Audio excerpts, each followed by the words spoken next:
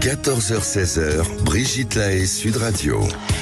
Bonjour à tous, nous sommes ensemble durant ces 2 heures sur Sud Radio. Alors le concept de santé mentale, finalement c'est quelque chose d'assez complexe. Pour certaines personnes, il y a les gens normaux et puis d'un autre côté, il y a les fous. Alors c'est certainement un peu simpliste évidemment et je vais laisser mon invité Samuel Doc nous expliquer ce que signifie la santé mentale parce que c'est tout de même plus son domaine que le mien. Pas que je sois folle mais peut-être un peu quand même et je trouve que c'est pas mal aussi d'être un petit peu fou. Mais enfin ça c'est un autre sujet.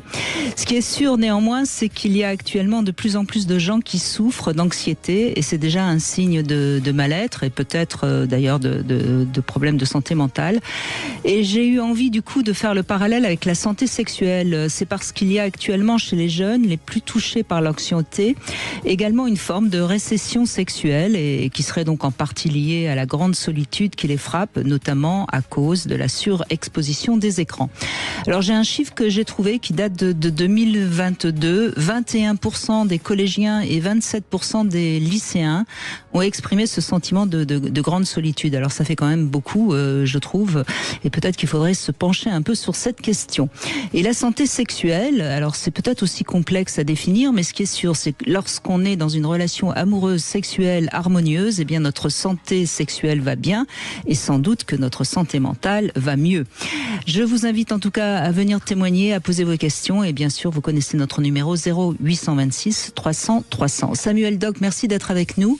Alors c'est à l'occasion de la sortie de ce livre, Santé mentale, comment faire face, santé mentale, comment faire face, c'est aux éditions de La Martinière. C'est un joli livre qui explique bien de quoi on parle quand on parle de santé mentale.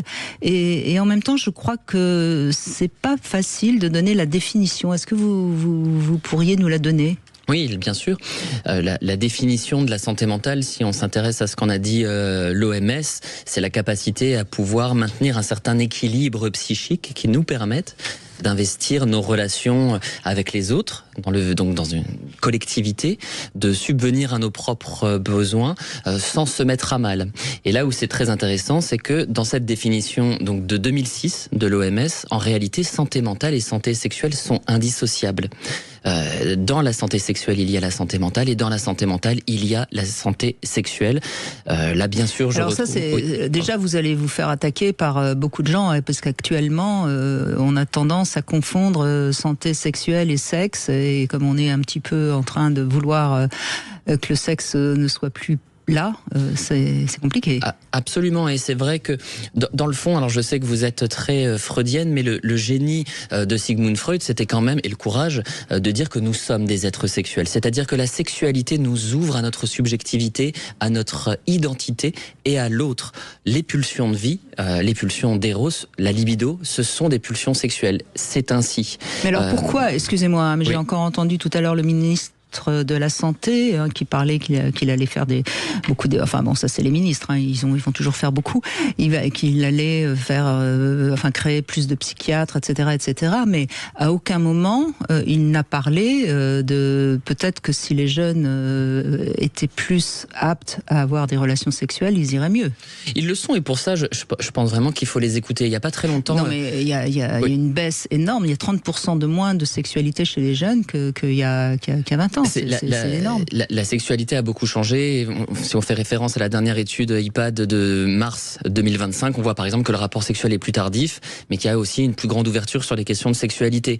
Et pourquoi est-ce que j'ai eu plaisir à faire ce livre, Santé mentale, comment faire face ? C'est que il s'adresse en priorité aux 15-25 ans, ceux dont on dit qu'ils n'ont pas de vie sexuelle, ceux dont on dit que le porno leur ravage l'esprit, ceux en fait à la place de qui on parle sans arrêt au nom de la jeunesse, sans pouvoir reconnaître que pour pouvoir penser la sexualité ou la vie psychique des jeunes, il faut déjà se pencher sur sa propre vie sexuelle, sur sa propre vie psychique, et c'est ainsi qu'on sera dans une posture d'écoute et de compréhension. Ce que nous invitait déjà à faire le grand psychanalyste Winnicott, il faut pouvoir s'intéresser à soi si on entend travailler avec la jeunesse.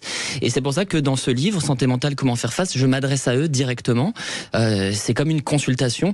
C'est un livre dont je suis très fier parce que c'est un codex. Franchement, c'est un petit codex. Vous pouvez, parce qu'il est à la fois très simple et en même temps très profond. Donc c'est une qualité qui est pas si simple à réussir à faire. Merci beaucoup. Et c'est vrai qu'il n'y a pas très longtemps, j'étais invité à une table ronde et j'entendais un médecin psychiatre lever les boucliers en disant qu'aujourd'hui elle constate qu'il y a un appauvrissement de la vie sexuelle des jeunes, une absence de langage, que tout ça c'est la faute du porno. Alors bien sûr, il faut aussi imaginer tous les clichés, l'association avec les réseaux pédophiles, les thématiques du harcèlement sur Internet. Enfin, tout ce mélange. J'ai même entendu un mélange entre l'IA, nos gens. Enfin, on entend n'importe quoi. C'est-à-dire que le sujet de l'écran, c'est un sujet de projection idéal pour une certaine génération, mais c'est absolument déplorable. Moi, quand je reçois des ados, je suis désolé, je trouve pas du tout que leur discours soit pauvre autour de la vie sexuelle. Par contre, c'est vrai que ça implique de se mettre un petit peu à leur hauteur et de daigner travailler sur ses propres résistances à l'endroit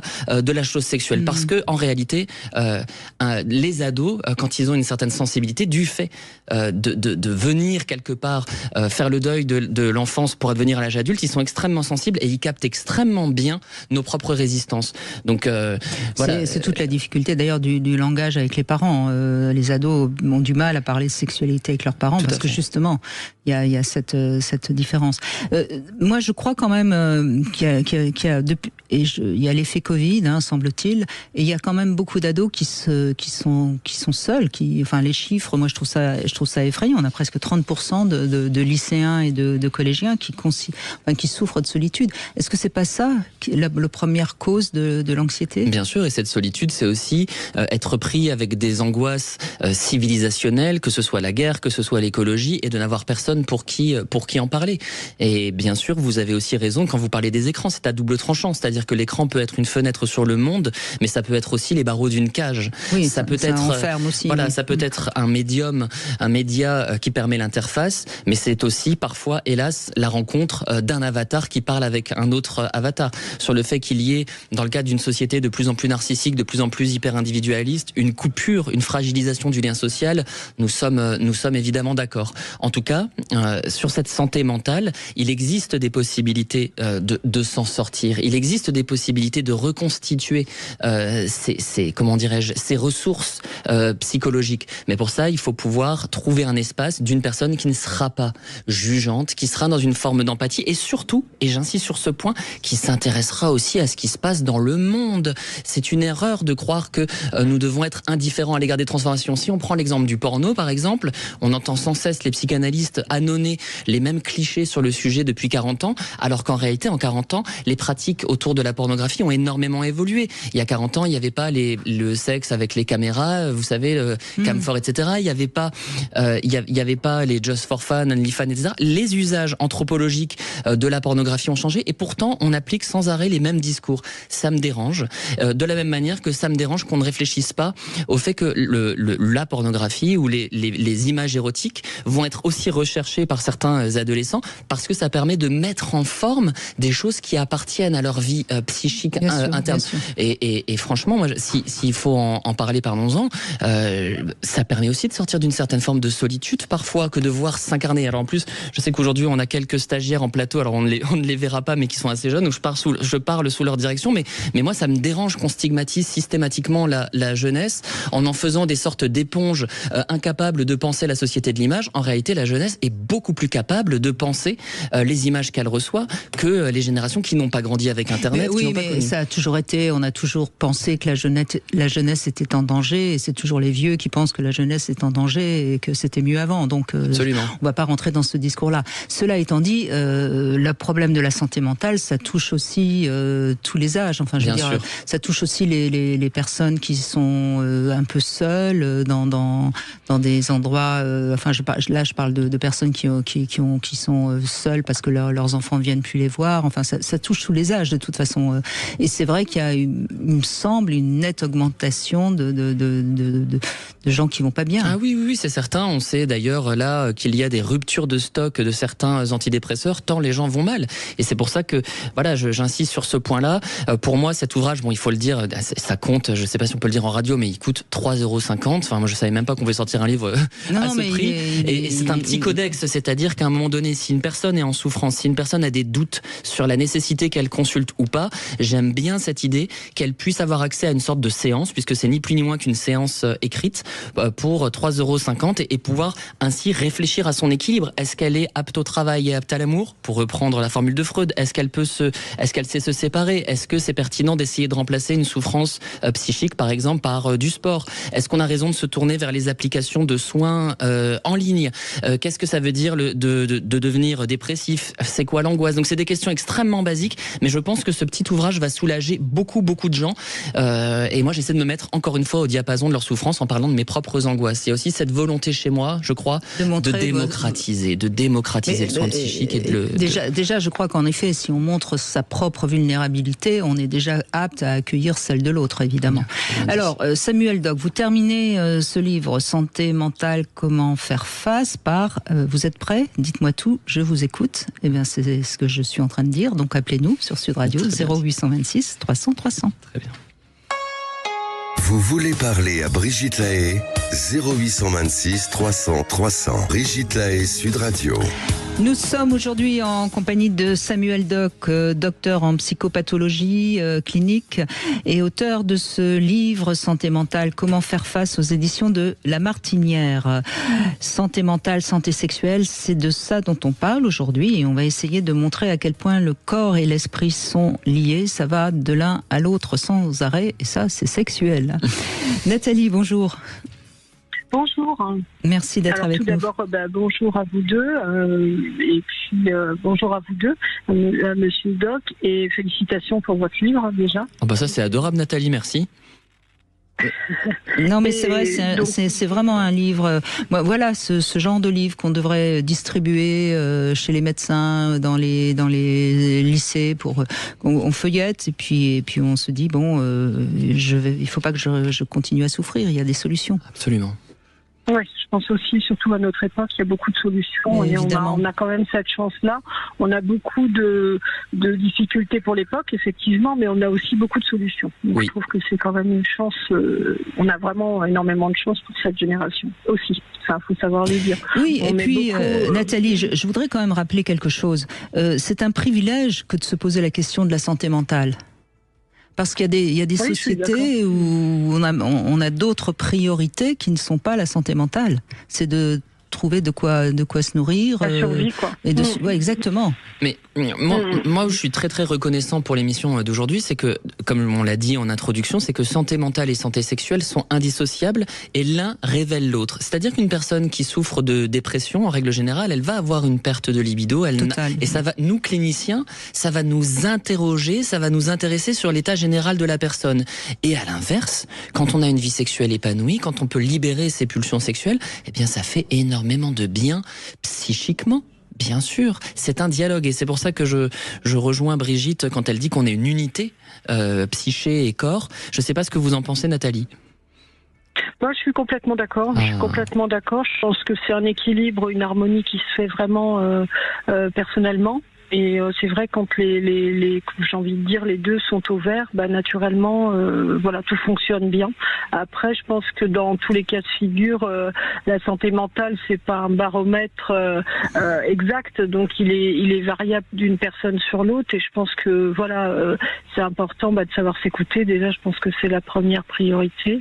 Et moi, j'aurais envie de dire que, après, je sais pas, en rejoignant certaines émissions de Brigitte Lahaie, justement, je sais pas si en faisant un petit peu l'effort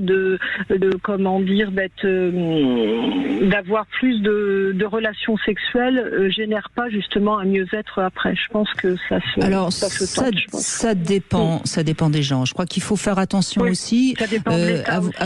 Avoir une bonne sexualité, c'est avoir la sexualité qui nous convient. On peut très bien être heureux avec une relation sexuelle une fois par mois et c'est pas un problème. C'est pas un problème de quantité, c'est un problème de qualité. Mais vous avez raison, il y a des personnes qui sont avec une sexualité qui est trop pauvre et peut-être que s'ils avaient à nouveau un peu plus de sexualité, ils iraient mieux. Ça, en ce sens, vous avez raison. Oui, et puis c'est vraiment ce sens que je voulais l'évoquer. Ouais. C'est ça. Et puis à l'inverse, attention sur cette articulation entre santé sexuelle et santé mentale. On sait que dans certains troubles maniaques maniaque ou hypomaniaque, dont on avait parlé d'ailleurs. Merci à tous pour vos nombreux messages suite à l'émission avec Brigitte sur les troubles de l'humeur. On sait qu'une personne qui souffre de cela va avoir au contraire une tendance à avoir beaucoup plus de rapports sexuels lorsqu'elle sera en phase maniaque ou hypomaniaque. Donc vous voyez là, c'est pas un indice d'un bien-être. Avoir une sexualité qui va devenir compulsive, qui va mettre à mal la personne, ça peut aussi être le signe qu'il y a quelque chose qui doit être pris en charge. L'addiction sexuelle est aussi un signe qu'il y a quelque chose qui ne va pas. Et voilà. Mais tout ce qui est excessif, de toute façon, de manière générale, oui, cache quelque chose quand même. Mais je crois, et c'est dans ce sens que je dis toujours que je parle de sexualité et non pas de sexe. La sexualité, c'est du lien à l'autre. Et ce qui fait qu'aujourd'hui, il y a beaucoup de gens qui vont pas bien, c'est parce qu'ils sont trop seuls. Et comme je le dis souvent, on peut avoir 100 amis sur Facebook, mais quand on est à l'hôpital, du coup, on n'a plus d'amis. On est sans amis pour le coup. Donc c'est tout ce problème-là. C'est le temps. On a tous 24 heures par jour. Qu'est-ce qu'on en fait si on passe 5 heures par jour sur les réseaux sociaux? On prend pas le temps de rencontrer des gens. Après, j'ai remarqué, c'est vrai qu'on dit souvent de nos jeunes aussi, où ils sont, enfin aussi, parce qu'il y a les adultes aussi, qui sont souvent sur les écrans. Et c'est vrai que j'ai constaté ça au fil du temps. C'est vrai que l'approche de la relation, je trouve, vis-à-vis de l'autre n'est plus la même par rapport aux écrans. Ça, c'est ce que je pense en tous les cas. Mais en tous les cas, au fil du temps, j'ai l'impression qu'elle, elle peut être aussi riche quand même. Donc moi, ça me rassure un petit peu, je trouve. Oui. Et puis vous savez qu'en ce moment, il y a tout un tas de commissions, notamment à l'Assemblée ou autres, ou menées par des associations, avec le point levé contre TikTok et en disant il faut protéger les enfants de TikTok, il faut censurer TikTok, Mais en fait, moi, la question que j'ai envie de poser, c'est pourquoi, plutôt que de censurer et d'embêter tout le monde avec cela, juste pourquoi les parents qui se plaignent des associations de parents, pourquoi est-ce qu'ils donnent à leurs enfants TikTok et des smartphones? Il n'y aurait pas besoin d'embêter tout le monde. Pourquoi venir nous embêter? Un peu de jugeote, s'il vous plaît, messieurs, dames, les parents. Je vais encore me faire plein d'amis. Oui, puis moi, je pense qu'après, c'est peut-être naïf de ma part, mais j'essaie en tous les cas, j'essaie de fonctionner comme ça. En tous les cas, initier un peu, mon ado, en tous les cas, à être un petit peu moins sur les écrans. En tous les cas, ça se tente. Je dis pas que c'est toujours facile, mais en tous les cas, ça se tente. Vous savez, Nathalie, moi, je reçois Didier Pleu depuis 15 ans. Il y a 15 ans, il passait pour un vieux grincheux parce qu'il disait il faut remettre de l'autorité et un petit peu de frustration dans l'éducation des enfants. Eh bien, on voit les dégâts. Oui, il avait raison. Il avait raison. Mais il a toujours raison. Absolument. Et c'est tout. Si les parents apprenaient aux enfants un peu plus ce que c'est que la frustration, on n'en serait pas là. Parce que c'est vrai que si on a un minimum d'éducation à la frustration, on sait de se limiter et on est en général en meilleure santé mentale. Exactement, c'est très bien dit. Et moi, ce que j'entends aussi dans votre propos, Nathalie, c'est que vous dialoguez avec votre ado. Et ça, c'est précieux, il y a du langage. C'est la clé, c'est comme mon intervenant. Donc, je pense que le lien, je pense que ça a été dit dans tous les thérapeutes, il faut garder le lien avec son ado. Alors, si c'est pas direct, le faire de manière indirecte, mais que le lien soit pas coupé en tous les cas, quoi. Et puis la sexualité, c'est complexe. De toute façon, la sexualité, c'est complexe. C'est des nuances, c'est des fantaisies, des fantasmes, des pulsions. Tout ça, on peut pas liquider ça entre une sorte de politique entre ça c'est bien, ça c'est mal, les écrans c'est mal, le reste c'est bien, le porno c'est mal. Vous voyez, tout ça, c'est un tricotage humain et c'est ce qu'on essaie de faire avec Brigitte, je pense, de percevoir les nuances de chaque singularité sexuelle. Oui, c'est sûr. Merci en tout cas, Nathalie, de cet échange. Et puis, je crois que vous avez compris très bien ce que Samuel Doc a à nous dire. Merci beaucoup, Nathalie. Merci beaucoup. On va faire une petite pause. On se retrouve avec le Love Conseil. On va parler de l'album photo. Et puis, si vous avez envie de réagir, vous nous appelez sur Sud Radio 0826 300 300. À tout de suite. Sud Radio. Sud Radio. Parlons vrai. Parlons vrai. Sud Radio. Parlons vrai. Le Love Conseil. Eh bien, Samuel Doc, voilà un love conseil qui va certainement vous plaire. C'est un album photo, c'est une belle manière de passer un moment d'intimité qui va réunir à nouveau le couple dans ce qu'il y a de plus fort. Parce que on a beau dire, faire ensemble son album photo des meilleurs moments que vous avez passés ensemble depuis votre rencontre. Vous choisissez chacun vos photos préférées, puis vous les assemblez dans un nouvel album. Vous pouvez même mettre des mots, des commentaires ou des phrases que vous aimez de tel ou tel auteur. Et comme ça, vous avez votre journal personnel illustré de photos. Alors, vous pouvez aussi ne pas le faire ensemble. L'un peut le faire et puis l'offrir à l'autre et le feuilleter ensemble.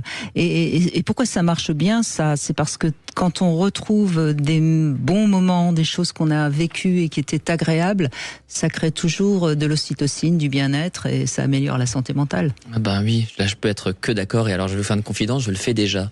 Bravo. Donc avant même d'avoir votre love conseil, vous voyez Brigitte, et c'est vrai que ça permet de se rendre compte aussi du chemin parcouru à deux. Donc c'est un très beau love conseil.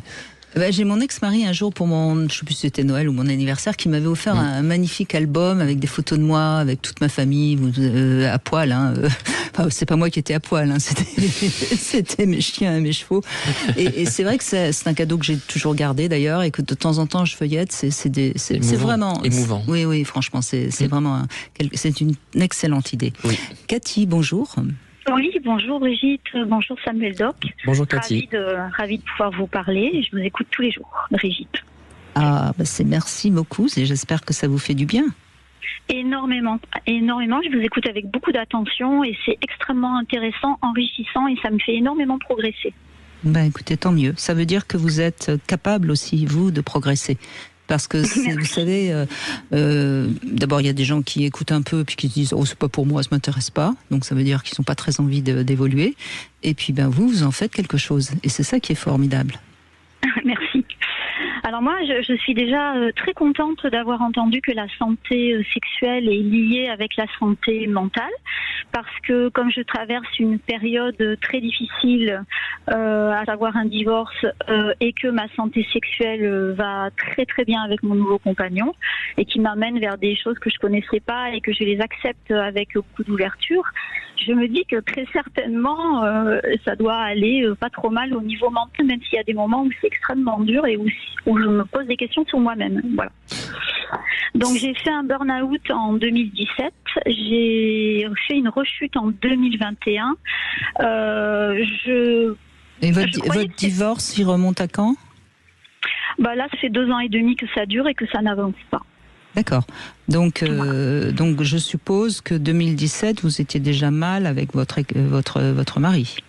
Totalement.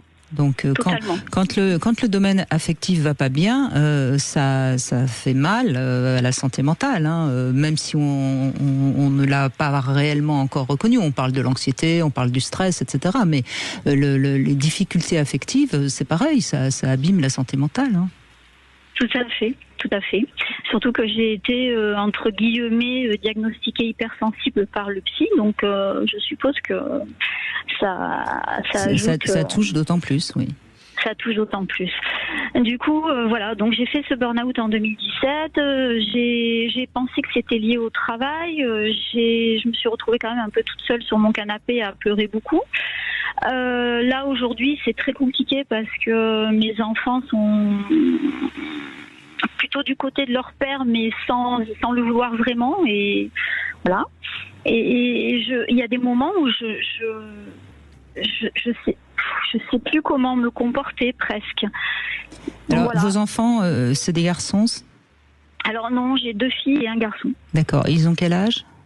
Alors 35, 30 et 26. D'accord, donc c'est des adultes. Tout à fait. Bon. Tout à fait. Qui sont dans des phases où on est un peu égocentré quand même, Oui. Je pense. C'est des phases où on a un peu, et quelque part ça doit un peu les encombrer, une maman qui passe par des phases difficiles. Ensuite, vous êtes en divorce, donc il y a un lien de loyauté qui les travaille. Absolument. Est-ce qu'on est d'un côté, est-ce qu'on est de l'autre, donc. Vous avez ce ressenti qui est peut-être qu'un ressenti qui est peut-être pas la vérité non plus. Non, parce qu'il y a eu des violences verbales de la part de ma deuxième et je vous avais eu au téléphone par rapport à ça, Brigitte, déjà. D'accord. Et vous m'aviez expliqué que mon ex était un pervers, donc j'ai bien retenu et je fais avec. D'ailleurs, ça m'a ouvert des portes, que vous puissiez me le dire. Voilà. Tant mieux. Ben, si vous avez, alors attendez, vous avez vécu avec un mari un peu pervers, vous avez peut-être eu des soucis au travail, vous êtes santé. Excusez-moi, je vous dirais que non, parce que en fait, quand j'étais avec lui, pour moi, il n'avait pas du tout cette figure de pervers. Il était tout à fait normal, quelqu'un même de plutôt gentil, voilà, bon, qui était très axé sur son travail, ses horaires de travail, parce que cadre supérieur, etc. Donc ça, par contre, je passais jamais avant. Mais en contrepartie, il n'avait pas du tout l'attitude qu'il a aujourd'hui. Aujourd'hui, c'est vraiment haineux, détestable. Je suis une étrangère. C'est vous qui l'avez quitté ? Alors oui, mais habilement poussé par lui quand même, parce que j'ai fait plusieurs tentatives pour qu'on puisse avancer encore ensemble. Et quand vous dites à votre mari, écoute, je suis une femme et j'ai des besoins et ça va pas pouvoir continuer comme ça, et que votre mari vous répond, je comprends, je pense que... Oui, mais attendez, ça veut pas dire qu'il a compris, c'est pas parce qu'on dit que j'ai compris qu'on a compris, hein. Mais il me semble, Samuel Dock, qui fait partie de ces hommes pour qui c'était son épouse, et que si son épouse s'en va, ça devient son ennemi. Ah oui, absolument. Et puis cette blessure d'abandon peut nous rendre extrêmement féroces. Moi, la question que j'aimerais vous poser, Cathy, c'est suite à ces burn-out qui ont, j'ai l'impression, été des ravages, est-ce que vous avez bénéficié d'un traitement antidépresseur ? Alors pas du tout. En fait, j'ai bénéficié d'un traitement, j'allais dire moral. J'ai été voir le psychiatre, le psy, etc. Oui. Et je m'en suis sortie comme ça. Ah d'accord, parce que souvent, vous voyez, c'est pour ça, je pense que la sexualité a été préservée, c'est que quand il y a un traitement antidépresseur, parfois il y a quand même une baisse de la libido. Et moi, je trouve ça formidable qu'avec votre nouveau conjoint, vous puissiez explorer de nouveaux fantasmes, de nouveaux plaisirs. J'entends une vraie volonté d'être libre dans votre corps aujourd'hui. Je me trompe ? Non, vous vous trompez du tout. Et je suis très ouverte à la sexualité aujourd'hui, alors que je ne l'étais pas. C'est beau. Non mais Cathy, ce qui va se passer, me semble-t-il, grâce à cet homme, vous allez tout doucement devenir une autre femme. Parce qu'il y a quand même une chose qu'on oublie aussi quand on parle de sexualité. C'est à travers la sexualité qu'on se construit en tant qu'homme ou en tant que femme, en tant qu'individu sexué. Et là, vous allez prendre votre puissance, vous allez découvrir votre force de votre féminité. Et tout doucement, alors peut-être que ça aussi, ça peut poser un problème à votre fille. Parce que tout d'un coup, c'est plus la maman ça devient une femme. Et là, c'est compliqué pour elle peut-être. Vous voyez ? D'accord. Alors attendez, ne prenez pas tout ce que je dis comme argent comptant. J'écoute. Non, je dis d'accord pour vous dire, j'écoute. Et justement, dans ce que vous dit Brigitte, ce qui est aussi très intéressant, c'est de se tenir dans cette posture de distance. S'il y a une conflictualité avec vos enfants, écoutez-les. Écoutez-les, vous n'êtes pas obligé d'essayer de les convaincre de quoi que ce soit. Préservez-vous aussi, laissez-les traverser cette période qui est si singulière, qui peut être aussi une belle période d'ailleurs, de l'adolescence. Et puis vous verrez, là je pense que vous avez vécu des choses très dures, qui vous ont pris énormément d'énergie psychique. Voilà, il faut prendre du temps pour vous. Oui, c'est ce que j'essaie de faire. Bon, je vous ai pas fait le décor total, mais j'ai eu un père violent également, donc c'est vrai que voilà, faut que je m'accroche, mais il y a des jours avec et des jours sans, mais grâce à, justement, j'allais vous dire, grâce à cette nouvelle, je suis une nouvelle femme, je sens que je vais vers un renouveau de moi, voilà. Et donc vous savez, la mue de notre personnalité, ça se fait pas en quelques semaines. Hein. Il faut parfois, peut-être qu'il va vous falloir 2-3 ans encore pour devenir vraiment cette autre femme. Mais c'est formidable, vous êtes sur le chemin. J'ai une question, Brigitte. Allez-y, je vous en prie.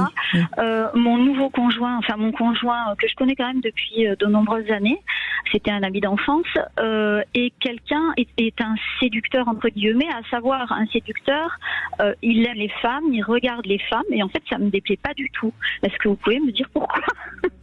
Parce que ça m'amuse presque. Alors, semble-t-il, encore une fois, je vais vous faire une interprétation un peu rapide, hein, mais il est un séducteur, il pourrait avoir toutes les femmes, et c'est vous qui l'a choisi.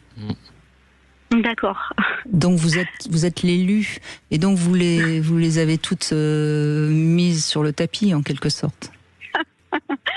La manière dont vous riez, je crois que je suis tombée assez juste, Samuel Doc. Oui, et puis ça montre aussi que vous vous sentez peut-être en sécurité dans cette relation. C'est aussi Oui, ça. tout à fait. Oui. Vous vous sentez Oui, ça, sécure et c'est ce qui fait que vous n'êtes pas jalouse. C'est qu'il y a un sentiment intérieur de quiétude qui permet d'en rire comme vous le faites plutôt que de vous en alarmer, de développer une jalousie, une possessivité qui irait à contre-courant. Non, je trouve ça plutôt joli et je suis assez flattée qu'il aime les femmes. Je trouve que c'est bien un homme qui aime les femmes, voilà. Bah, c'est mieux parce que s'il aime pas les femmes. Oui. Non, mais je veux dire à ce point-là. Ah, à ce point-là. Oui, bon. Mais peut-être que ça dire quelque chose qui va peut-être vous titiller, mais peut-être que ça réveille aussi votre homosexualité féminine, Cathy. J'allais le dire. Vous voyez, vous êtes en train de devenir une autre femme, franchement. Ah, vraiment. Très bien. Eh ben, écoutez, laissez la fleur s'épanouir. Merci beaucoup. Merci beaucoup. Merci Cathy. On fait une petite pause et on continue bien sûr. Si vous avez vous êtes le sentiment que vous êtes peut-être en train de tomber en burn-out, c'est le moment où jamais de nous appeler sur Sud Radio 0826 300 300. À tout de suite. 14h-16h, Brigitte Lahaie, Sud Radio. 14h-16h, Brigitte Lahaie, Sud Radio. Et on est avec Samuel Doc, santé mentale, comment faire face, santé sexuelle, aussi il faut faire face. Absolument, les deux, il faut pouvoir rencontrer sa propre étrangeté pour rencontrer celle de l'autre et c'est pas toujours facile. Et il faut bien se connaître pour pouvoir se sentir bien dans un rapport sexuel et c'est pour ça qu'on peut pas séparer santé mentale et santé sexuelle, les deux sont liés, l'un aide l'autre à se construire et l'un révèle et reflète l'autre. En tout cas, merci Samuel Doc de cette parole qu'on n'entend pas beaucoup, notamment de la part des psys. Ah bah oui, quelle déception, oui. Donc, oui. Ouais. En fait, ils allongent leur patient sur le divan, mais eux, ils s'allongent pas. Exactement, il y a quelque chose d'extrêmement défendu. Je vais encore me faire des ennemis. Ah bah et moi donc, mais écoutez, Lacan le disait déjà, il disait, en 69, je crois qu'il disait ça, quelle année d'ailleurs, il disait, les psychanalystes sont devenus des notaires qui ne s'intéressent plus à la chose sexuelle. C'est regrettable et malheureusement, je le rappelle quand même, ça a été la découverte freudienne que le symptôme, en tout cas le symptôme névrotique, c'est lorsqu'il y a un interdit qui entre en collision avec le désir profond, refoulé. Et c'est là que se constitue un symptôme. Donc, écoutez, beaucoup d'analystes manifestement refoulent beaucoup. Aurélie nous appelle et on est ravis de lui donner la parole. Bonjour Aurélie. Bonjour Aurélie, bonjour Samuel. Bonjour. Du coup, moi, ça fait 4 ans que je suis avec mon copain, sauf que j'ai fait une grosse dépression. Parce que je l'ai rencontré quand mon père est mort et c'était une relation très compliquée. Sauf que du coup, ce qui rejoint santé mentale et par rapport au sexuel, c'est que du coup, là, on a décidé de recommencer un peu à zéro depuis février. Et du coup, moi, je suis toujours en soins, en dépression, etc. Mais c'est le seul point qui m'apporte du positif, c'est quand je le vois. Et que je me sens normale. C'est quand je le vois. Alors vous avez 27 ans, donc vous avez perdu votre père très jeune. Il faut pas oublier ça. C'est toujours plus difficile quand on perd son père à des âges encore jeunes, parce que on n'est pas encore complètement construit. Et donc il y a quelque chose il y a une faille qui se. Oui, très. Alors ce qui est très gentil. Vous pouvez nous en dire un peu plus? Il a été violent physiquement quand j'étais bébé, mais après il a arrêté. C'était de la violence psychologique durant toute mon enfance.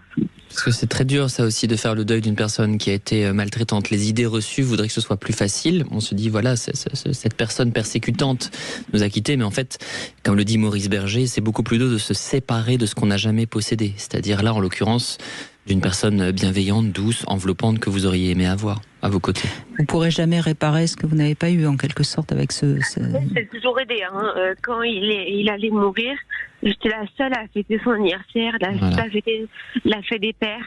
Il a mis 10 jours à être enterré. Je vais le voir tous les jours pour le caresser, pour pas qu'il soit seul. Oui, mais voyez là, c'était d'une manière inconsciente, votre manière d'attendre avant qu'il s'en aille enfin une parole bienveillante que vous n'avez pas eue, j'imagine. Ouais. Et donc mais bon, avec mon copain, je me suis retrouvée vraiment, je me suis dit, il est gentil. Que je suis naturelle.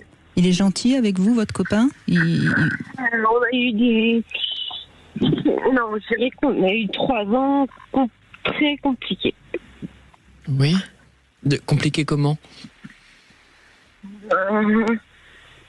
Parce qu'il voulait pas...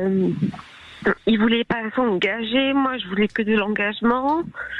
Du coup, j'ai dû payer durant 3 ans le fait qu'il voulait pas s'engager, toujours me mettre à 4 pattes pour qu'il croit en moi, qu'il me choisisse à moi. Mais oui.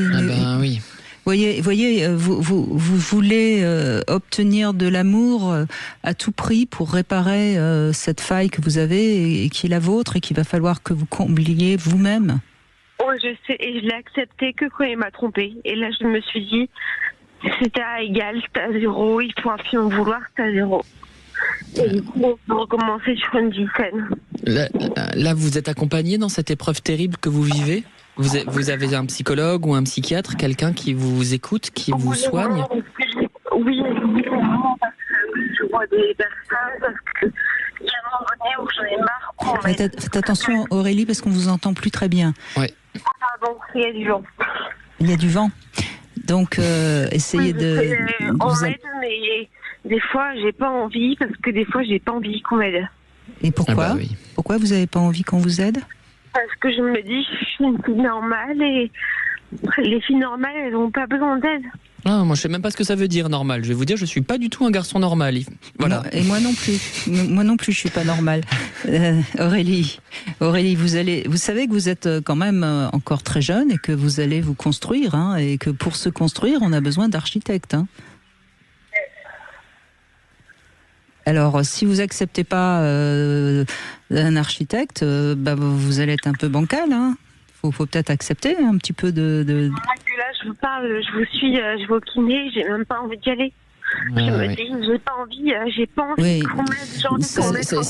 On est dans le symptôme dépressif. Absolument, hein. Ce qu'on appelle l'aboulie, c'est-à-dire l'absence de volonté, et l'anédonie, ce qui veut dire absence de plaisir. Quand on souffre de dépression, on n'a plus envie de se faire aider, on n'a plus la force de se faire aider, et c'est justement pour ça, chère Aurélie, qu'il faut vous faire aider et prendre rendez-vous avec un médecin psychiatre pour pouvoir déterminer la meilleure approche thérapeutique possible. Ils m'ont dit que ça allait très bien, et que ça dépendait de ma volonté.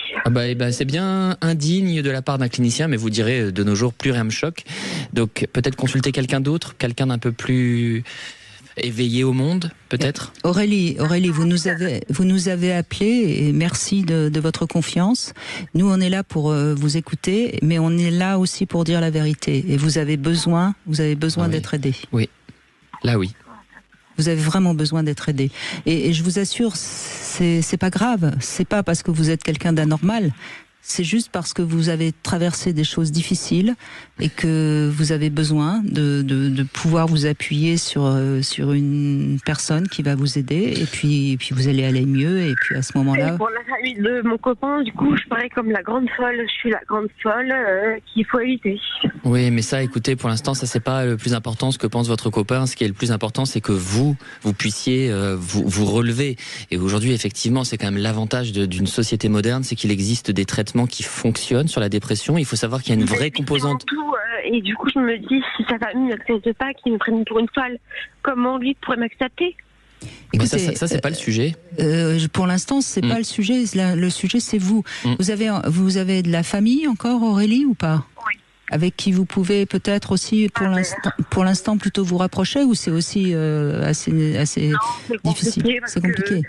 Ma famille ne veut pas que je sois avec lui, et sa famille ne veut pas que je sois avec lui. Pourquoi? Il m'a entraîné dans ma dépression. Ah bon, en tout cas, ça a l'air bien compliqué. J'ai quand même l'impression que c'est peut-être pas votre meilleur soutien, hein, Aurélie. J'ai l'impression que c'est peut-être pas, en effet, C'est peut-être pas forcément un homme pour vous. Hein, Et quand je le vois, c'est là que je suis heureuse. Et que quand je le vois, que je me sens vivante. Oui, vous savez pourquoi peut-être ? Parce que ça vous rappelle votre père. Et du coup, votre père est encore vivant.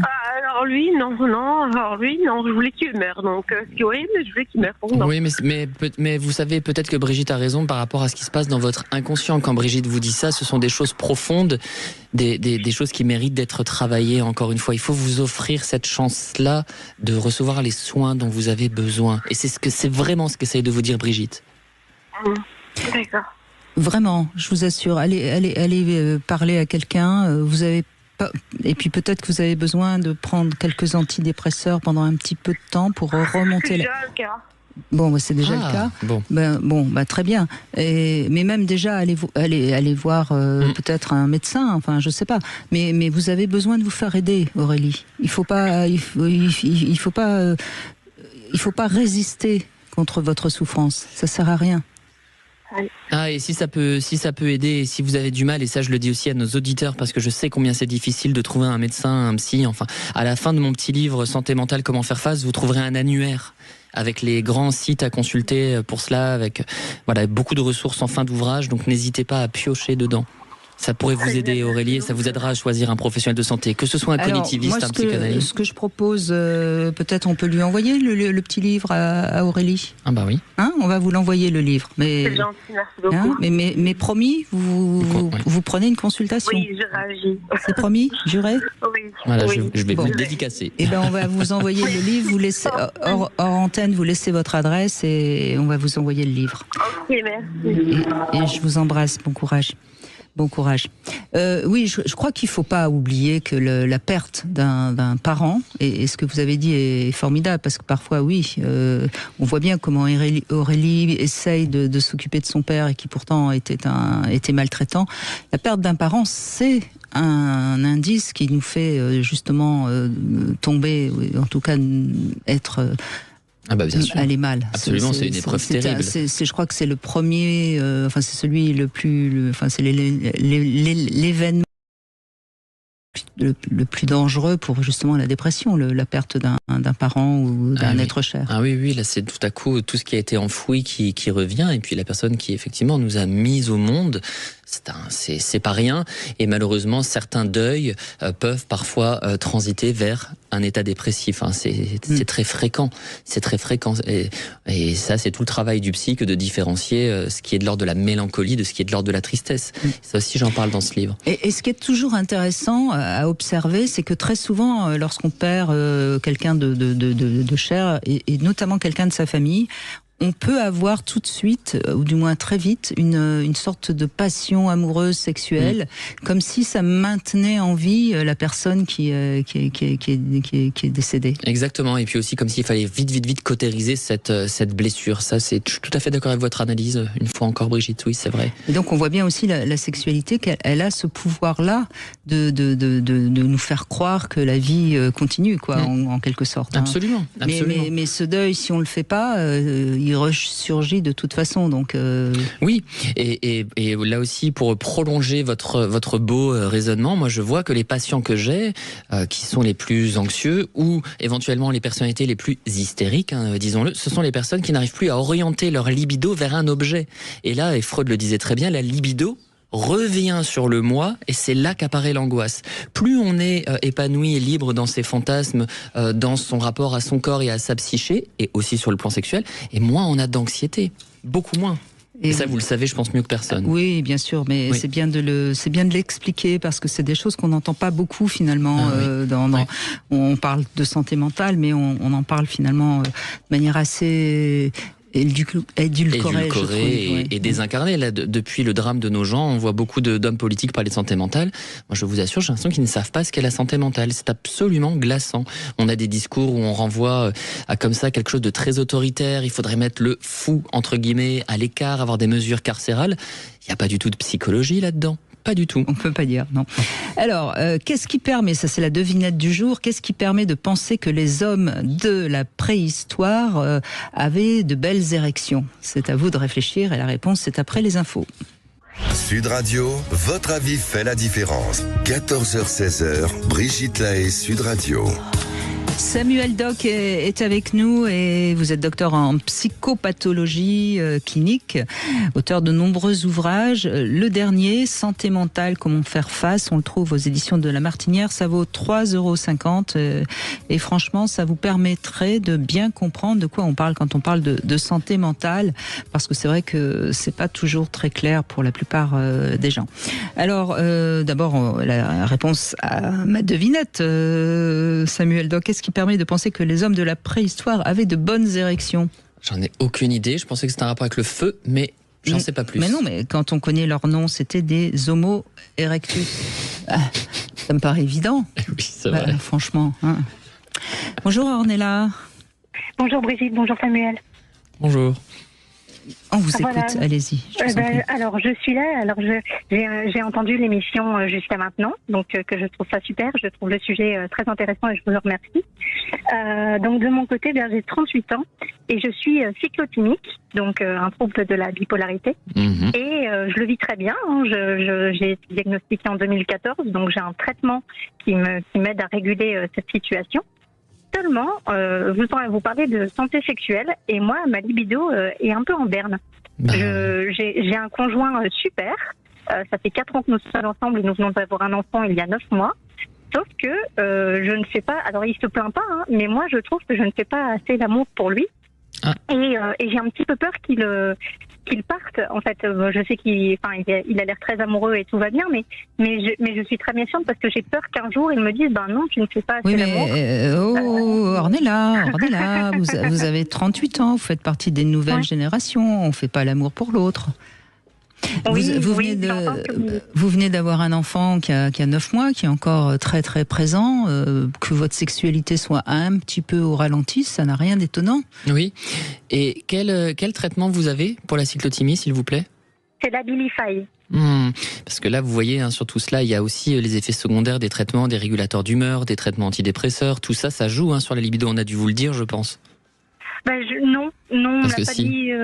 On me l'a pas dit. On m'a dit que ça jouait sur l'alimentation, sur des trucs comme ça, mais pas sur la libido. Normalement, si vous lisez la notice, vous verrez, c'est écrit dessus, et c'est vrai que malheureusement, c'est un des effets secondaires.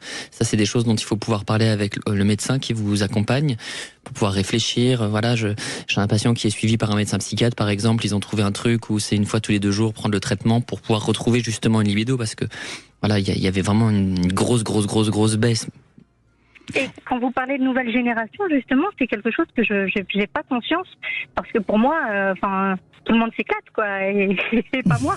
Et donc on parlait de normalité. Alors, attendez, on va déjà essayer de voir, on va remonter un petit peu dans le temps. Avant la naissance de votre bébé, vous aviez une sexualité... Non, c'était pareil. Avant de connaître mon conjoint, j'avais un peu une sexualité farfelue, c'est-à-dire que j'avais des nouveaux partenaires assez régulièrement et c'était foufou à chaque fois. Sauf que depuis que je me suis posée, c'est totalement différent. Là, ça fait 4 ans qu'on est ensemble et ça fait 4 ans que c'est plus calme. D'accord, donc vous avez choisi un très bon père. Oui. Mais pas un très bon amant. En fait, ce qui est bizarre, c'est que j'ai des fantasmes qui sont tout autres de ce que je souhaite avec lui. C'est-à-dire que j'aimerais bien le faire avec une femme, par exemple, et j'arrive pas à comprendre. Qu'est-ce que vous n'arrivez pas à comprendre? Pourquoi j'ai ce désir-là alors que je suis très bien dans mon couple? Parce que tout simplement, le désir sexuel n'est pas normé. En réalité, il se dérobe. On n'a pas le contrôle de nos désirs sexuels et on peut avoir l'air en apparence tout à fait satisfait sur le plan de la conjugalité. L'érotisme, c'est une force vive et nos fantasmes évoluent. Vous pensez qu'il serait ouvert à parler avec vous de ces sujets? Je pense, mais moi, ça me fait un petit peu peur. Vous avez peur pourquoi? De sa réaction. Parce que vous voyez, si vous avez moins de libido alors que vous avez des fantasmes justement que vous avez envie d'explorer, il y a peut-être un lien entre les deux. C'est parce que c'est nos fantasmes qui soutiennent notre libido. C'est parce qu'on a des images mentales de ce qu'on aimerait faire sexuellement qu'on arrive à vivre notre sexualité. D'accord. Il y a un vrai lien sur cet imaginaire érotique dont vous nous parlez. D'accord, ok. Donc la solution, écoutez, moi je vous propose une chose très concrète. Vous allez lui dire ce soir ou demain, mon chéri, j'aimerais bien que tu me fasses l'amour comme si tu étais une femme. D'accord. Comme ça, vous allez pouvoir à la fois jouer avec votre fantasme Et je suis sûre qu'il va être tout à fait d'accord. Il va lui dire, il va peut-être vous demander, mais alors ce serait quoi? Et à ce moment-là, vous pouvez lui décrire votre fantasme. D'accord. Ah oui. Faut pas que j'ai peur de ça. Non. Mais attendez, là vous lui dites pas que vous voulez faire l'amour avec une femme. Vous lui dites que vous voulez faire l'amour avec lui, mais qu'il vous le fasse comme si c'était une femme. D'accord. Donc il y a pas de risque sauf s'il a écouté ce qu'on est en train de se dire, mais je ne pense pas. Donc vous voyez, vous allez mettre en acte votre fantasme avec lui. Oui. Et puis il doit pas y avoir de peur dans le couple.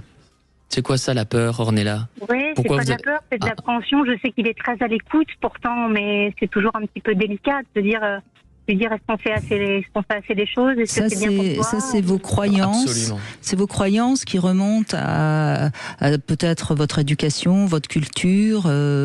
Parce que normalement, si dans votre couple tout va bien, je vois pas pourquoi il serait choqué, gêné. Non, il y a pas de raison. Bon, s'il n'y a pas de raison, je vais suivre votre conseil alors. Elle a complètement raison. Tout ça repose sur des représentations sociales, sur des croyances.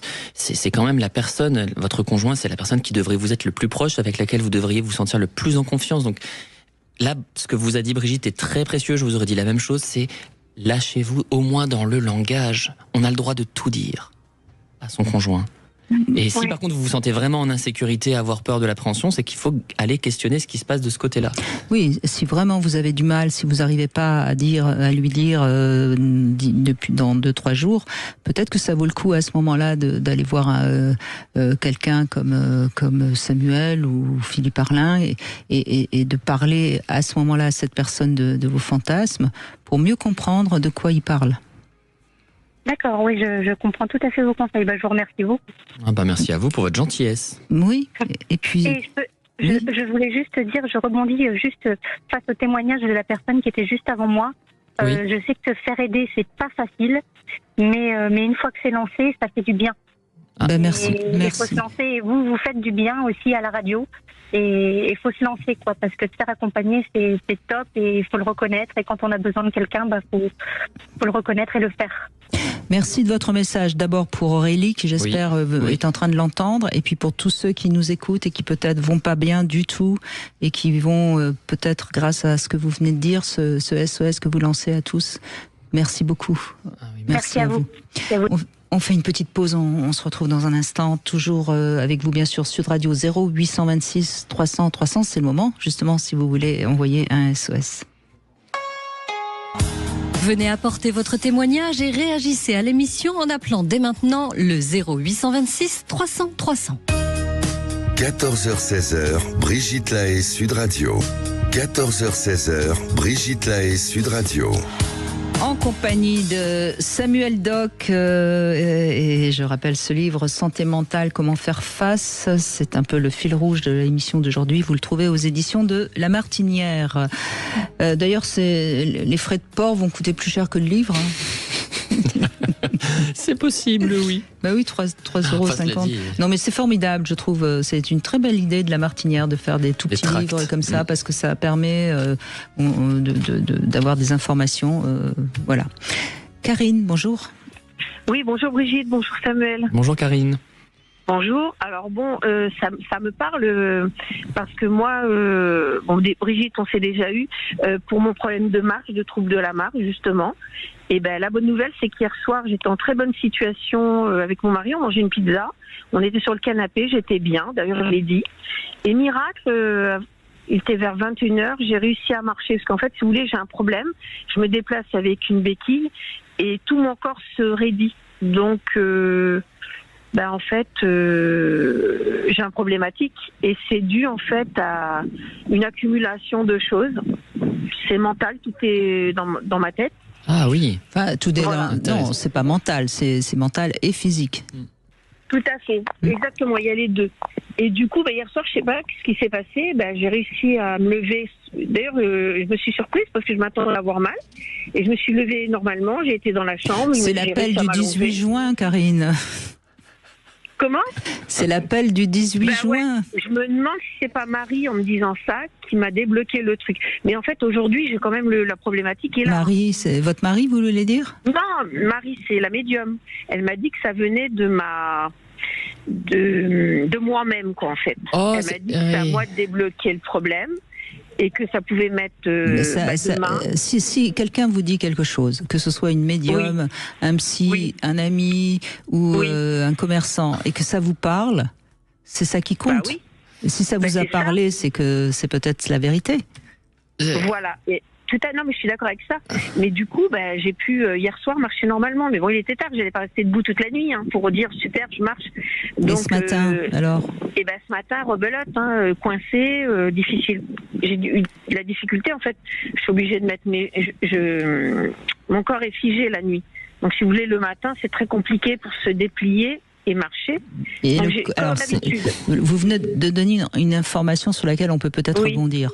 Votre corps est figé la nuit. Qu'est-ce qui pourrait se passer la nuit qui fait que votre corps se fige? En fait, Brigitte, la nuit, en fait, c'est à chaque fois que je reste trop assise, trop allongée. Les positions trop statiques, quoi. Vous n'allez pas dormir assise? Non, on est d'accord. Non, mais vous comprenez, mais même la journée, par exemple, si je reste trop longtemps sur une chaise ou trop longtemps dans le canapé, quand on me relève, c'est très compliqué. Ah oui, vous prenez la forme, en gros, que vous avez pendant longtemps, comme les oreillers à mémoire de forme, un peu. Mais vous, c'est votre corps. Par contre, voilà, mais la nuit, je peux pas allonger les jambes. C'est-à-dire que mes jambes, elles restent pliées. Je suis obligée de me mettre sur le côté. Et si vous voulez, dès que je veux les étirer, ça me prend des pieds à la tête. C'est comme si vous me mettiez une décharge électrique plus une crampe. Mais vous êtes suivi par un rhumatologue quand même? Alors je vois je vois un chiropracteur à Montpellier. Ouais. Non mais attendez, Karine, sur le plan médical, je suppose qu'on... Psychiatre. Il me suit EMDR. Uniquement. Non mais sur le plan médical pur, voilà, merci, anatomique, qu'est-ce qu'on vous a décelé? Est-ce qu'il y a justement rien. Rien, d'accord. Ok. Mais vous avez consulté, on est bien d'accord. Alors, allez à Lourdes. On a tout fait. On a fait les scanners, les IRM. Non mais Karine, je plaisante évidemment, mais oui.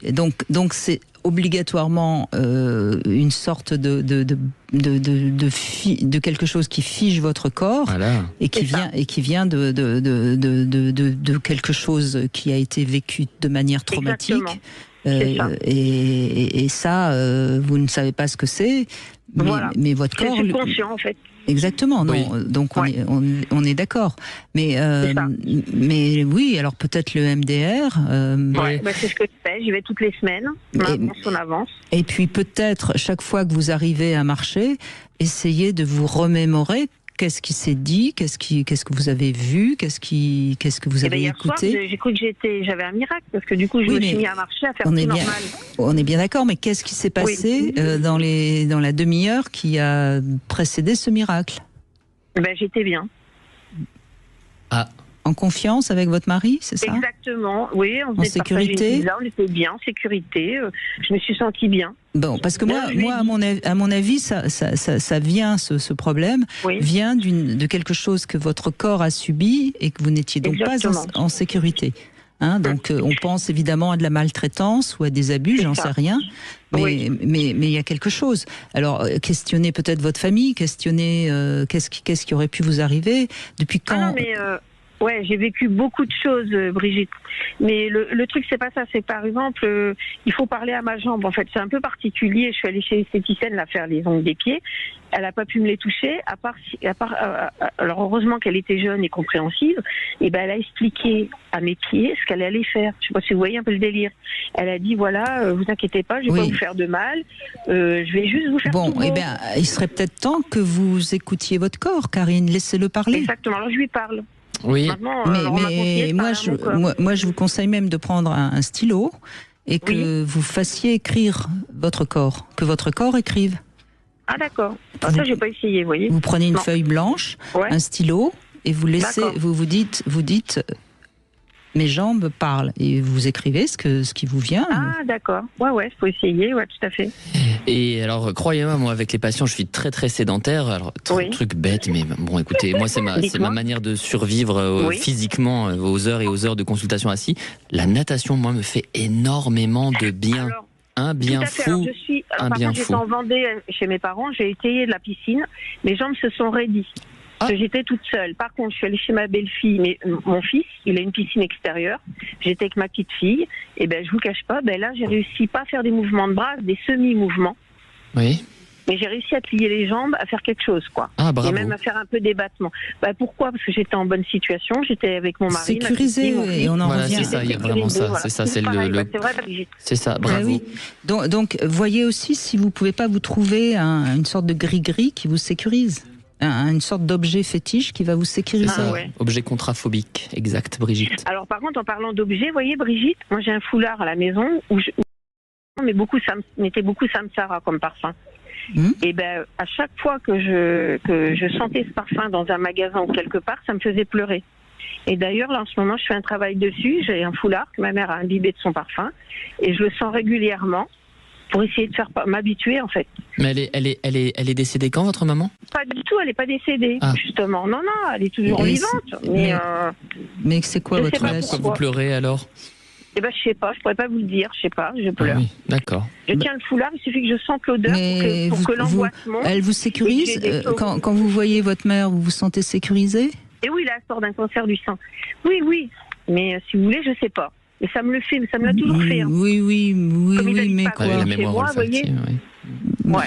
C'est pour ça qu'on vous parlait de mental et tout, ça me parle. La preuve, je suis vraiment dedans à plein de niveaux.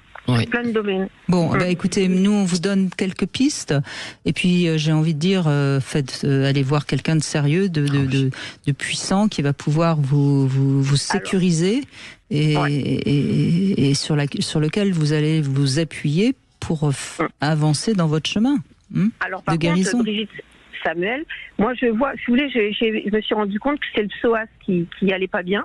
Le psoas. Donc le chiropracteur me travaille beaucoup le psoas. Et d'ailleurs, quand il le tient et qu'il le masse, ma jambe se détend. C'est vraiment à ce niveau-là.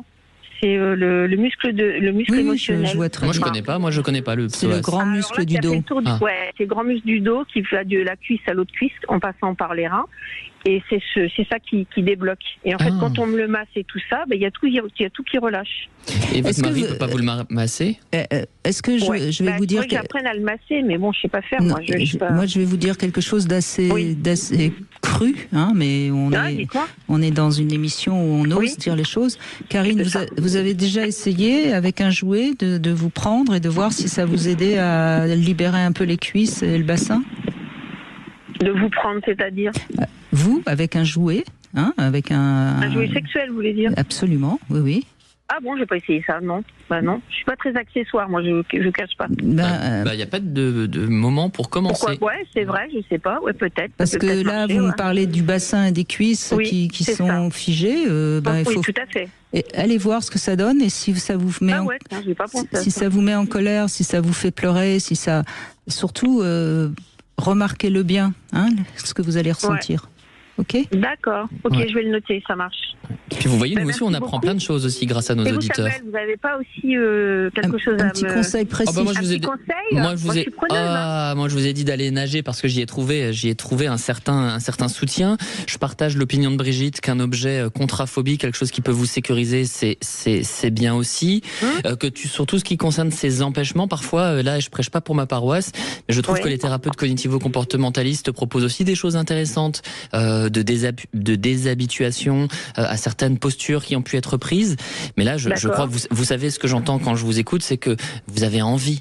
Vous avez le désir de vous émanciper de cette douleur, et c'est pour ça que je pense que vous êtes sur le bon chemin.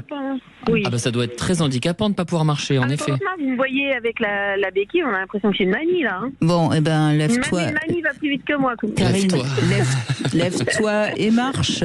C'est votre mantra du jour. Merci Karine. On fait une petite pause, on se retrouve avec notre sexo-conseil, l'orgasme, 10 conseils pour l'atteindre, et on se retrouve tout de suite après avec vous, bien sûr, sur Sud Radio. 14h-16h, Brigitte Lahaie, Sud Radio. Brigitte Lahaie, Sud Radio, le sexe au conseil. Samuel Doc, l'orgasme, on a tous envie de l'atteindre, et bien voilà quelques conseils, 10 conseils pour mieux l'atteindre, ou en tout cas à réussir à l'atteindre. Alors d'abord, il faut connaître son anatomie. Si on ne sait pas exactement comment on fonctionne, c'est pour ça que la masturbation, ça sert quand même à quelque chose. Prendre du temps pour l'acte sexuel. Une ambiance plutôt silencieuse, parce que le bruit, surtout pour les femmes, c'est le plus grand obstacle. Je veux dire, un téléphone qui sonne, ça y est, c'est qu'on se coupe de ses ressentis. Une position confortable. Un lâcher-prise en stoppant toutes les pensées parasites. Une respiration profonde qui va aider à la relaxation et au ressenti de ce qui se passe dans son corps, et donc du plaisir, de la jouissance et éventuellement de l'orgasme. Un peu plus de masturbation solitaire. Une confiance en soi et en son partenaire. Oser inventer des trucs nouveaux ou se faire des surprises. Et puis s'autoriser à fantasmer.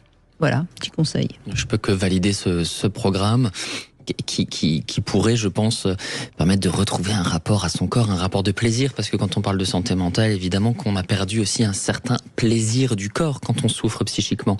Donc c'est des conseils très précieux que vous nous donnez aujourd'hui, Brigitte. Voilà, alors on n'est pas obligé de faire les 10, mais au moins un ou deux. Et déjà d'y réfléchir, c'est pas mal, non? Si les personnes réécoutent l'émission en podcast, qu'elles reprennent les 10 items et qu'elles s'interrogent un petit peu sur son rapport à chacun des 10 items. C'est un beau support de réflexion pour penser son rapport, encore une fois, à la satisfaction érotique, sexuelle. Réfléchissons à partir de ce canevas que vous nous offrez.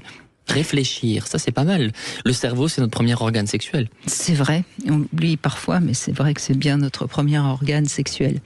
On continue avec Sophie qui nous appelle. Bonjour Sophie, merci de prendre la parole. Bonjour Brigitte, bonjour Samuel. Bonjour. Eh bien, merci de m'accueillir sur votre antenne. Ça m'est déjà arrivé, donc aujourd'hui encore. Donc merci encore une fois. Je vais un peu faire écho au témoignage de cette personne qui doit être à peu près de ma génération, c'est-à-dire 55-60 ans, donc qui est en plein dans un divorce avec 3 enfants largement majeurs, 35, 32, j'ai entendu. C'est mon cas. Moi, j'entame la 5e année et je dois reconnaître que, à force, pourtant, j'ai entamé un peu différentes choses et tout est compliqué. Alors, pour ce qui concerne effectivement l'approche l'aide psychiatrique, je me suis finalement tournée vers une psychiatre avec laquelle ça se passe très bien. Et finalement, alors je vous fais grâce des différentes étapes, mais là j'en suis là.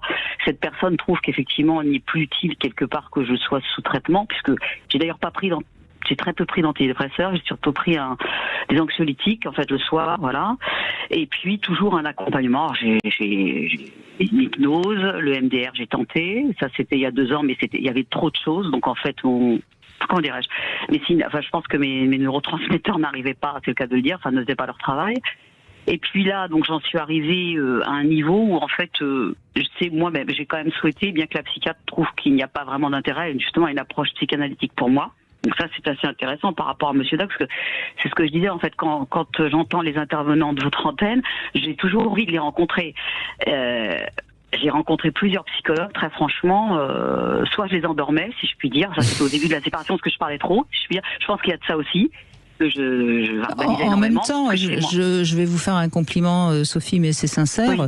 Vous semblez être assez lucide et vous avez l'air d'avoir une capacité à élaborer ce que vous traversez. Donc vous pourriez en effet aller voir un bon psy, mais il faut encore une fois en trouver un bon, comme Samuel, voilà. Doc, en effet. Oh, ça c'est sympa, c'est adorable. Voilà, donc du coup, j'ai quand même, elle n'est pas contre ma psychiatre, mais de mon plein gré, je suis retournée voir donc une psychologue que j'ai rencontrée, on va dire même en 2019, donc avant la séparation, parce que ça doit.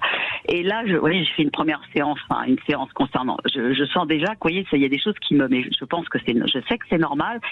Qu'on revient sur la rencontre et tout cela, mais très pénible, puisque voilà, l'histoire, voilà, c'est un monsieur qui est dans ma vie depuis 50 ans, c'était un voisin, donc on est revenu là-dessus. Donc si vous voulez, c'est très compliqué, parce que du coup, oui, ça m'a chamboulé, cette séance m'a chamboulé. Mais Sophie, je vous pose une question. Oui. Qu'est-ce que vous attendriez d'un travail sur soi? Qu'est-ce que vous en attendez? eh bien, j'attendais de ne plus avoir systématiquement des pensées, bien que je fasse des choses dans la nouvelle vie, mais je suis toujours dans le lieu de vie de la famille et dans le quartier, mais je ne peux pas. Ouais, c'est un moindre mal, voilà, pour faire très très court. Hein, voilà. Et en fait, j'attends, si vous voulez, d'essayer de ne plus avoir ces pensées, parce que ces pensées qui me rappellent systématiquement le passé. Et puis voilà, ce que j'avais déjà évoqué, ma fille qui a choisi de me rayer de sa vie depuis 3 ans. Entre-temps, il y a eu pourtant, voilà, j'ai perdu mon père et rien n'a évolué. Donc en fait, il me reste au niveau famille, si je puis dire, pour aller très crûment, j'ai mon fils, donc ils ont 30 et 32, ma fille, 30 ans, qui lui, avec lequel j'ai réussi à... Nous avons réussi à relier la langue. Oui. Sophie, je crois qu'il y a une chose qui est très claire, c'est que vous ne savez pas quel sens donner à votre vie et vous vous raccrochez au passé. Il va falloir un matin vous réveiller et vous dire qu'est-ce que je fais pour moi, quel est mon comment dirais-je, mon élan vital qui me permet de me donner envie de me lever pour moi. Ça, tout à fait. Absolument. Et vous savez, il y a ce qu'on dit et il y a comment on le dit. Et quand je vous écoute, c'est vrai, vous parlez des psychologues qui s'endorment. Alors moi, je ne m'endors pas du tout, au contraire, je cavale pour essayer de vous rattraper parce que vous parlez très vite de beaucoup de choses. Et je me dis, est-ce que ça correspond à quelque chose? C'est-à-dire que ça compte aussi. Est-ce que c'est parce qu'il y a de l'anxiété? Est-ce que c'est parce qu'il y a quelque chose de l'agitation? Mais vous voyez, ça compte. La manière que... Alors, je dis ça avec beaucoup de tendresse, hein, bien sûr. Mais ça parle de vous aussi. Vous le sentez ou pas quand vous nous parlez? Mais bien sûr, mais ça cavale. Oui, j'ai un syndrome anxio-dépressif. Ça cavale. Mais la psychiatre me dit oui, de faire des choses pour moi. La psychiatre, de faire des choses pour moi. C'est exactement ce que je viens de vous dire. Exactement. C'est ce que je fais. Alors, quant aux rencontres, puisque c'est l'objet d'aujourd'hui. Qu'est-ce que vous faites pour vous, à part avoir appelé? Ça, c'est déjà très bien. Oui, voilà. Eh bien, j'ai continué des activités artistiques que j'avais. J'en ai d'autres. Dans la danse, voilà. La danse, eh bien, écoutez, je pense que c'est un milieu, j'imagine que la danse latine, quand même, c'est un des milieux où on rencontre le plus de personnes de tous âges. Et bon, voilà. Donc, et bien que je sois dans la danse depuis, ça fera 4 ans, les rencontres sérieuses sont, j'ose dire, quasiment... vous êtes pas rencontrés. Comment voulez-vous rencontrer quelqu'un? Voilà. Vous rencontrez, Sophie? Il faut que vous vous rencontriez et que vous laissiez de côté votre passé douloureux et à ce moment-là, il y a quelque chose qui va se calmer, se libérer et peut-être que la rencontre sera possible. Comment voulez-vous que vous rencontriez quelqu'un là? Et puis surtout, pourquoi vous n'avez pas accepté le traitement antidépresseur qui vous avait été prescrit si vous souffrez d'un trouble anxio-dépressif? Je l'ai essayé et il n'a pas été du tout sur moi. C'est une catastrophe. Je veux dire. C'est-à-dire. Eh bien, en fait, j'y suis très, très réceptive. Donc les inconvénients, je les ai dès qu'arrive j'ai tout de suite les inconvénients de manière très inconfortable. C'est-à-dire? Eh bien, je suis apathique. J'ai de la vigilance qui baisse effectivement. C'est au bizarre. niveau mémoire, c'est curieux. Eh bien, oui. C'est curieux parce que c'est pas trop les effets secondaires attendus et que ce que vous décrivez là, c'est plutôt un effet des anxiolytiques plutôt que des antidépresseurs. Vous avez essayé combien de temps les antidépresseurs? Assez peu de temps en fait. Enfin si, la première fois, je crois que si, parce que c'était avant la première fois. J'ai pris quelques mois quand même la première fois, sachant d'ailleurs que j'en ai pris il y a plus de 10 ans. Le même, les molécules classiques d'ailleurs, les inhibiteurs, la recapture de la sérotonine et autres, et c'est pas. Et puis alors ça bloque le reste. Au niveau Sophie, à creuser. Sophie, vous savez quelle est notre plus grande force à tous? Soi-même. Notre plus grande force, c'est d'accepter nos fragilités et nos vulnérabilités. Je crois que vous le voulez plus forte que vous n'êtes. Ah oui. Lâchez un peu. Lâchez un peu, c'est vrai que ça va être douloureux parce que si vous lâchez un peu, vous allez être submergé par beaucoup de tristesse, de sensations d'avoir raté des choses, de moments de mélancolie. Mais c'est ce qu'il faut que vous fassiez, lâcher un peu. Enfin, je suis déjà là-dedans. Hein. Enfin, franchement, Brigitte, j'ose le dire, je suis déjà là-dedans. Hein, je comprends que Brigitte vous en parle, parce que ça se sent pas quand on vous écoute, et qu'on on sent vraiment cet état de tension immense, et je crois qu'elle a du flair, et qu'elle a... Je parle en votre nom, Brigitte, mais je crois qu'elle a vraiment décelé cette vulnérabilité, et moi aussi, c'est sur ça que je vous ai interpellé en parlant de ce langage, de cette parole qui va très très vite, qui est très presque logoréique, on pourrait dire, et ça mérite peut-être de reprendre cette question du traitement avec votre psychiatre, surtout que vous avez l'air d'être dans une grande confiance avec elle, et de voir un peu comment contenir toutes ces émotions pour pouvoir les secondariser, pour pouvoir ne plus en être esclave. Il y a encore un peu de travail. Et c'est tant mieux, parce que c'est ce qui nous humanise, ce travail. Et là où Brigitte a raison, c'est qu'on a tous nos vulnérabilités. Tous. D'après ce que vous nous dites à demi-mot, hein, parce que vous n'êtes pas du genre à vous plaindre, justement, Sophie. C'est bien pour ça que je crois que vous avez tendance à vouloir rester forte, puisque vous ne vous êtes absolument pas plainte, hein, dans tout ce que vous nous avez dit très très vite. Je crois vraiment qu'il faut que vous le puissiez un peu lâcher, parce que visiblement vous traversez vraiment des choses très très difficiles. Donc c'est normal d'avoir besoin de pleurer, d'avoir besoin de pouvoir s'appuyer sur quelqu'un, d'avoir besoin. Donc offrez-vous ça. Oui. Offrez-vous ça, je vous assure. Et peut-être que ça peut vous aider. Peut-être écrivez peut-être un peu aussi, pour pouvoir, peut-être de vous à vous allez pouvoir vous offrir ce cadeau-là. D'accord, entendu. Très bien. Merci. Écoutez, merci infiniment en tout cas. Merci beaucoup pour ce beau témoignage. Merci Sophie. Et bonne fin d'émission. Merci. À bientôt. À bientôt. À bientôt. Et vous pouvez nous le rappeler quand vous voulez. On fait une petite pause et puis on se retrouve dans un instant sur Sud Radio.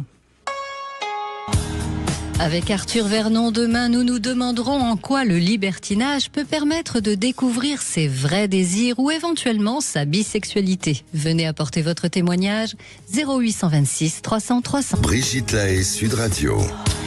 Samuel Doc est avec nous, docteur en psychopathologie clinique, auteur de nombreux ouvrages. Le dernier, Santé mentale, comment faire face, aux éditions de La Martinière. La santé mentale, la santé sexuelle, c'est de ce dont on parle aujourd'hui. Et nous allons conclure avec vous, Catherine. Bonjour. Bonjour Brigitte et bonjour Samuel. Bonjour Catherine. Et merci pour cette très belle émission, parce que il y a tellement de choses à faire aujourd'hui dans le domaine de la santé mentale en France, qui est un petit peu abandonné malheureusement. Exact. Et alors moi, pour ma part, j'ai eu dans le passé, parce qu'aujourd'hui tout va très bien dans ma vie, tout va beaucoup mieux, enfin très bien, on va dire beaucoup mieux, non, tout va bien, voilà. Moi, j'ai souffert de dépression, on va dire, un peu chronique quand même, et d'anxiété généralisée, aussi de troubles alimentaires. Bon, suite à des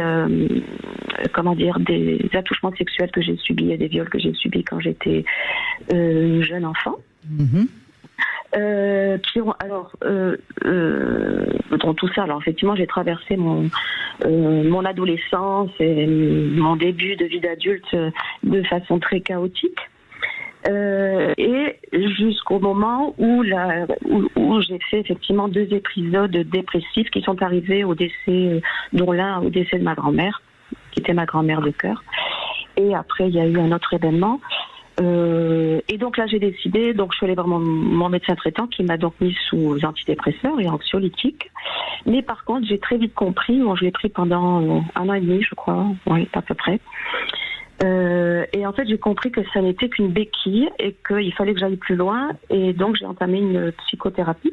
Oui, vous avez raison, ça maintient à la surface, si je puis dire, mais ça ne guérit rien. Hein. Mais en attendant, en effet, il faut surtout pas hésiter à en prendre quand on en a besoin. Mais c'est pas ça qui va nous permettre de guérir. Hein. Oui. C'est exactement ça. J'ai traité les symptômes qui étaient, qui m'empêchaient, dont je souffrais énormément au quotidien. Et ensuite, j'ai entamé cette thérapie, mais beaucoup plus tard, en fait. Et donc, à l'époque, quand c'est arrivé, quand j'étais sous antidépresseur, j'étais mariée. Et en fait, c'est là aussi qui a généré ça, parce que j'ai divorcé, etc. Bon, voilà.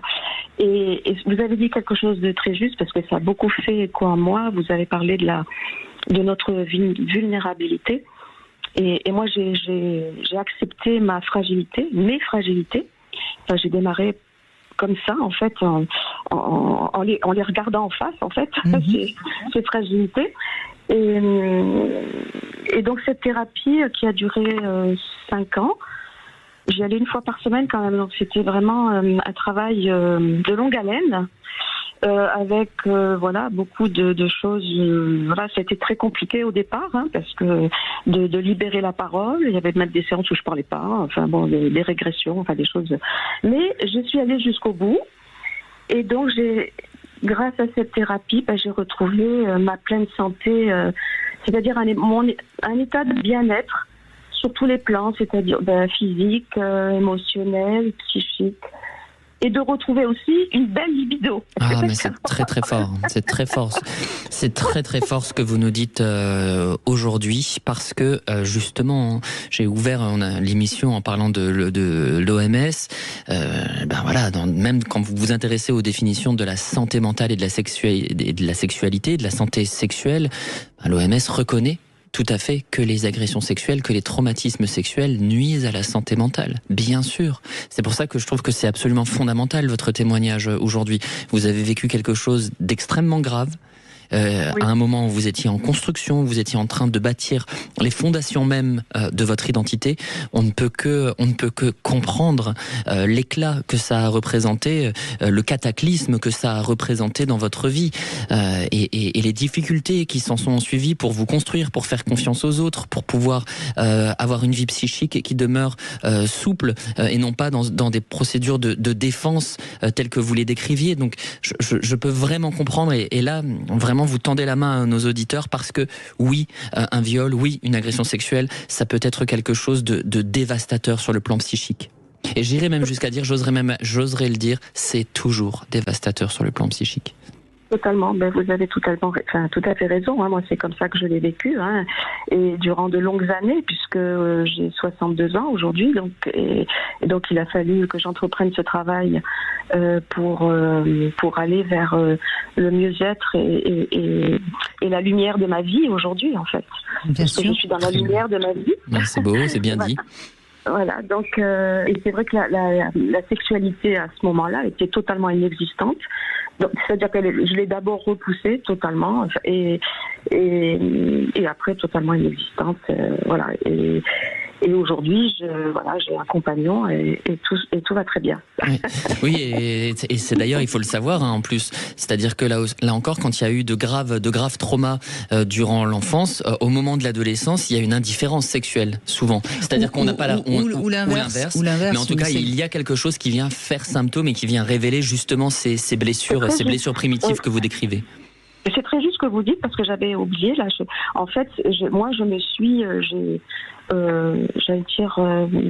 On m'a volé mon corps, c'est-à-dire que moi, mon corps, je l'ai exposé, mais totalement, j'étais dans une frénésie sexuelle. C'est ça.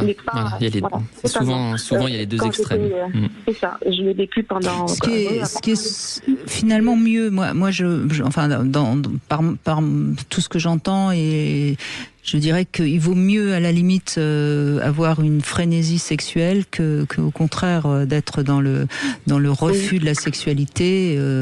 C'est plutôt, je pense que c'est plus salvateur, parce que vous restez quand même dans la vie malgré tout. Et puis c'est moins inquiétant sur le plan clinique, sur le plan psychiatrique, c'est moins inquiétant. Souvent, c'est dans le cas des schizophrénies, par exemple, qu'on va avoir une totale indifférence sexuelle. Donc des troubles psychiques sont quand même plus graves. Voilà, ou alors on est dans la haine du patriarcat et des hommes qui traduit bien sûr une blessure profonde qu'on n'a pas identifiée. Mais donc c'est plutôt mieux. C'est d'ailleurs peut-être ce qui vous a permis à un moment donné d'avoir envie de vous faire aider, parce que vous étiez quand même resté dans l'élan vital, justement. Oui, c'est exactement ça. Je me sentais au fond de moi, cet élan vital. Je sentais qu'il y avait cette force cet élan plutôt de vie, effectivement, qui n'émergeait pas, et j'ai réussi à le faire émerger, voilà, et à le vivre. Et d'ailleurs, il y a des psys qui disent qu'on est dans cette frénésie sexuelle pour se prouver qu'au fond, tout ça n'a pas grande importance. Ah, c'est une belle analyse que je ne connaissais pas. Oui, et je trouve que c'est pas mal non plus parce que on s'approprie entre guillemets le sexe en faisant beaucoup et en devenant et souvent d'ailleurs on est plutôt dans des êtres qui vont être un peu dominants, c'est-à-dire vous étiez plutôt celle qui c'est bien ça. Oui, c'est ça, et c'est aussi rendre figurable certains traumatismes, tenter de lier, comme on dit, la pulsion à une représentation. Tout ça aussi, c'est des choses qu'on peut entendre dans le cadre d'un vécu si blessé, si meurtri, encore une fois dans la colonne vertébrale de votre identité. Moi franchement, je trouve que vous nous envoyez un beau message d'espoir. Je ne sais pas ce que vous en dites, Brigitte. Moi, je visualise, vous savez, une sorte de tunnel que vous traversez, puis au bout il y a la lumière et vous êtes lumineuse aujourd'hui parce que vous êtes arrivée au bout de très juste. Oui, excusez-moi Brigitte, je vous ai coupé, parce que je rebondis sur des mots parce que j'ai toujours l'esprit toujours très vif. Oui, très bien. Voilà. Sur la colonne vertébrale, quand vous avez parlé de colonne vertébrale, j'ai une image mentale, mais c'est formidable parce que c'est ce que je vis aujourd'hui. Je suis droite dans ma vie, c'est-à-dire que j'étais pliée, j'étais recroquevillée. C'était vraiment le cas quand j'étais une petite fille. J'ai des images de moi, petite fille, et j'ai réconcilié. Je me suis réconciliée avec cette petite fille en moi qui aujourd'hui est souriante et qui c'est magnifique. Le travail que j'ai fait, c'est vraiment quelque chose de magnifique. Mais cette colonne vertébrale, je l'ai acquise. Là, je suis ancrée dans ma vie et dans ma vie personnelle et dans la vie, quoi. Je crois que Brigitte, j'ai l'impression que vous l'écoutez souvent et qu'elle vous a pas mal aidé. Je me trompe? Je crois que vous êtes une auditrice fidèle. Oui, c'est vrai. Je l'entends. Très fidèle à l'émission. J'adore votre émission, Brigitte. Enfin, vraiment. Je l'ai capté. Je trouve que vraiment, c'est une émission d'utilité publique et à tous les niveaux. C'est très fort ce que vous faites. Voilà. Écoutez, merci de ce compliment, mais ce qui est formidable, c'est que vous parlez vraiment quand vous êtes à l'antenne, Catherine. Vous dites, vous imaginez pas tout ce que vous livrez de vous-même et qui peut éclairer justement ceux qui écoutent et qui n'en sont pas encore là. Et vous n'imaginez pas les petites graines que vous avez plantées là dans ces 5 minutes de témoignage que vous nous offrez. Vous voyez, c'est vous aussi, c'est pas moi, c'est ensemble. Oui. Mais écoutez, parce que moi, si je faisais 2 heures de monologue, je crois qu'il y a longtemps que ça ne marcherait plus. Et je ne parle même pas des gens qui m'accompagnent, qui sont tous aussi formidables. Donc, vous voyez, c'est parce que au fond, qu'est-ce qu'on fait ? On est en lien pendant 2 heures tous. Vous. Totalement, c'est exactement ça. Et c'est ça dont on a besoin. Et c'est ça qui manque aujourd'hui dans notre société. Et oui, malheureusement. Et oui, quand on parle de santé mentale, on parle de beaucoup de solitude aussi. Malheureusement. Oui, mais on peut s'en sortir. Moi, je le vois avec mes patients. On peut s'en sortir. Vous en êtes la preuve vivante. Vous vous êtes relevé d'enfer innommable.